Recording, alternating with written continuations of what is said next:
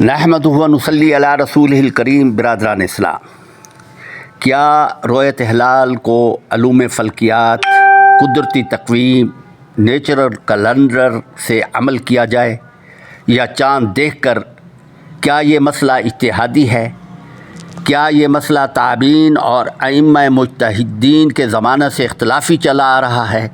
قرآن و سنت سے وضاحت فرمائیں۔ اسلام ایک ابدی اور دائمی دین ہے جس کا نصب العین پوری انسانیت کی اصلاح اور فلاح ہے، جو تمام پیش آمدہ اور ممکن الوقوع مسائل کو محیط ہے۔ اسلامی شریعت کسی معین عرصے کے لیے وجود میں نہیں آئی کہ اس کے بعد اس کا کام ختم ہو جائے، اس لیے اس میں کبھی جمود نہیں رہا، ہمیشہ تحقیق و تنقیح کا دروازہ کھلا رہا۔ اگر قرون اولیٰ کے مسلمان جمود پسند ہوتے اور کتاب و سنت سے مسائل اخذ کرنے کی ہمت و جرأت نہ کرتے اور ان کا دار و مدار محض اقوال پر ہوتا، تو آج جو عظیم علمی اور ادبی انقلاب نظر آ رہا ہے کبھی نہ ہوتا۔ امت کو وقت کی ضروری مسائل کو اتحاد سے سمجھنے اور حل کرنے کی کوشش کرنی ہوگی۔ ائمہ کرام کے اجتہاد سے وقت کے مسئلے کے مطابق فائدہ اٹھانا ہوگا، اپنی نظر کتاب و سنت پر مرکوز کرنی ہوگی، تب جا کر ہم شریعت کی اصل روح کو پانے میں کامیاب ہوں گے۔ شریعت اسلامی نے اعمال و عبادات کے لیے جو مخصوص اوقات، دن، مہینے اور سال مقرر فرمائے ہیں، ان عبادات کے لیے چاند کو معیار قرار دیا گیا ہے، یعنی نظام قمری کے ذریعے رؤیت ہلال کا فیصلہ کیا جائے تاکہ ہر خاص و عام، ان پڑھ سے ان پڑھ آدمی بھی آسمان پر نیا چاند دیکھ کر جان سکے۔ رسول اللہ صلی اللہ علیہ وسلم نے جب ماہ رمضان کے روزوں اور عیدین کے لیے رؤیت ہلال کا حکم دیا تو واضح طور پر تمام ضروری ہدایات دی، جیسا کہ بخاری و مسلم کی احادیث میں فرمایا گیا ہے: صوموا لرؤیتہ وافطروا لرؤیتہ، چاند دیکھ کر افطار کرو، فإن غم علیکم فصوموا 30 یوما فاقدروا رہ۔ ماہ شعبان اگر 29 کا چاند دکھائی نہ دے بادل اور غبار کی وجہ سے، تو اس کا حساب 30 دن پورے کرو۔ اب سوال پیدا ہوتا ہے کہ کیا یہ مسئلہ اختلافی ہے؟ کیا یہ مسئلہ اجتہادی نوعیت کا ہے؟ کیا علوم فلکیات سے، نیچرل کیلنڈر، قدرتی تقویم سے رؤیت ہلال کا فیصلہ کیا جا سکتا ہے؟ کیا رؤیت ہلال کا مسئلہ تابعین اور جید ائمہ مجتہدین کے زمانے سے اختلافاً چلا آ رہا ہے؟ اس ضمن میں قرآن و کریم، رسول اللہ صلی اللہ علیہ وسلم کے فرمودات، احادیث ہمارے لیے مشعل راہ ہیں۔ رؤیت ہلال کی حدیث کو سمجھنے کے لیے استدلال کے کئی طریقے ہیں۔ بخاری اور مسلم شریف کی مشہور حدیث، غزوہ خندق کے فوراً بعد رسول اللہ صلی اللہ علیہ وسلم نے لشکر اسلام کو فوری طور پر بنی قریظہ کی بستی کی طرف روانہ ہونے اور یہود کے محاصرہ کا حکم دیا تاکہ ان کو ان کی غداری کی سزا دی جائے۔ اس موقع پر رسول اللہ صلی اللہ علیہ وسلم نے صحابہ کرام سے ارشاد فرمایا: لا یصلین احد العصر الا فی بنی قریظہ، کوئی بھی نماز، عصر کی نماز نہ پڑھے مگر بنی قریظہ میں۔ لہذا اسلامی لشکر بنی قریظہ کی طرف روانہ ہو گیا۔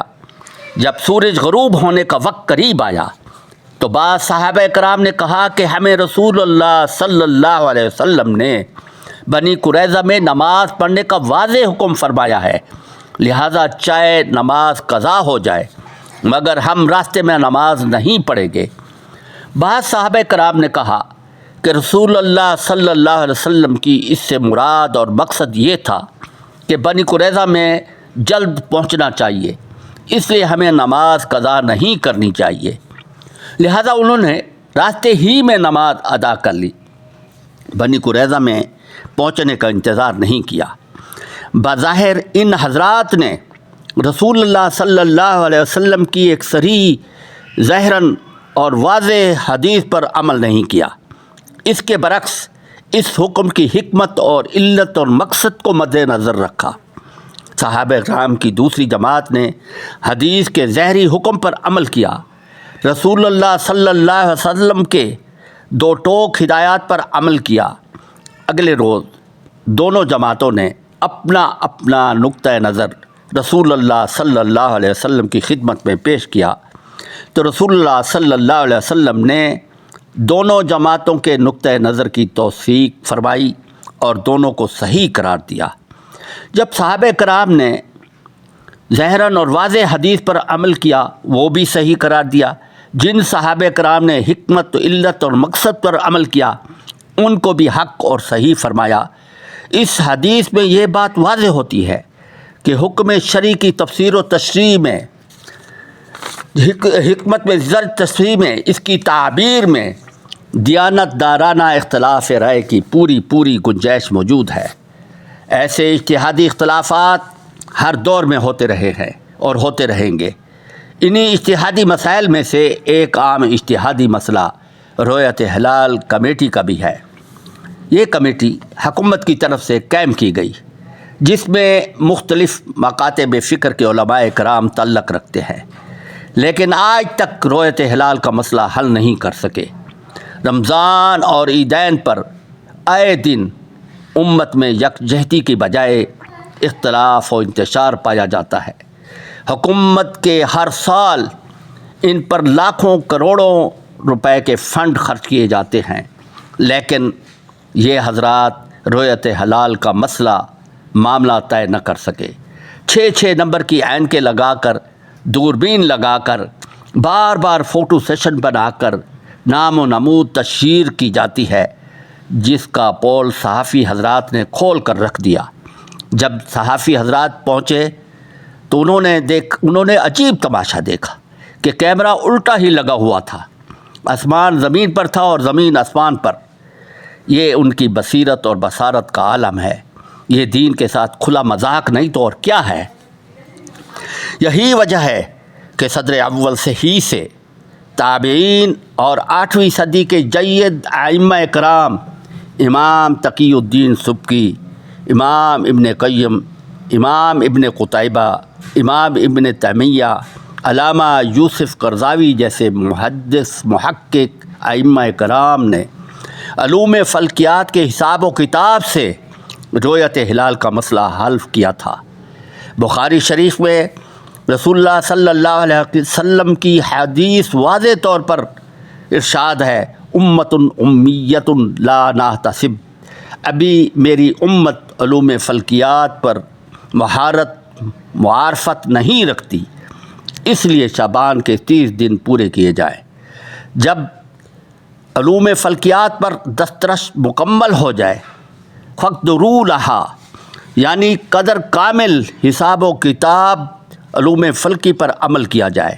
اس لیے جید علماء ائمہ کرام، امام ابن تیمیہ، امام ابن قتیبہ، امام ابن حزم، امام تقی الدین سبکی اور امام علامہ یوسف قرضاوی رضوان اللہ اجمعین نے نظام فلکی کے حساب سے 150 سال پہلے اوقات، صوم و صلات کے کیلنڈر بنائے جو بالکل درست ہیں، جن میں 1 منٹ کا فرق نہیں آیا۔